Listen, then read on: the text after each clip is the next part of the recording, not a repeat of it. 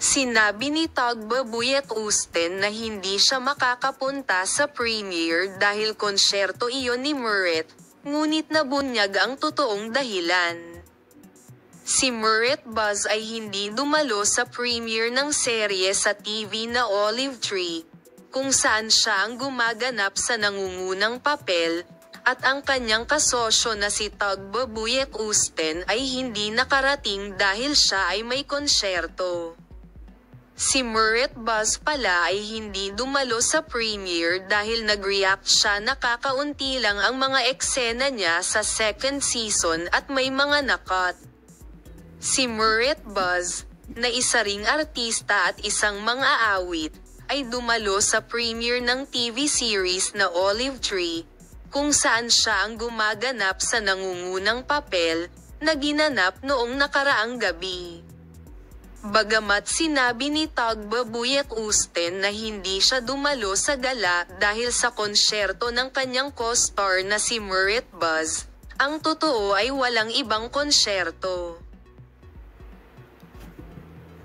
Ayon sa balita ng mamamahayag na si Beer Senador Altentas, si Tagbabuyat Usten, na nagsalita tungkol kay Serkan Alten Orip at Muret Buzz na hindi dumalo sa premiere, ay nagsabi na si Muret ay may konsyerto at si Serkan ay nasa Amerika ngayon.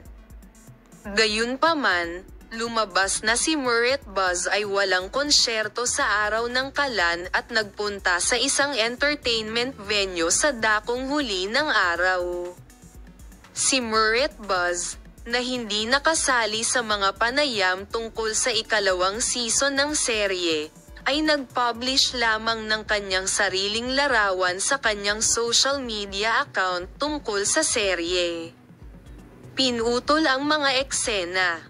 Nabatid na si Muret Buzz, na maraming eksena sa unang season, ay napakaliit ng papel sa ikalawang season, at labis na nagalit nang maputol ang ilan sa kanyang mga eksena.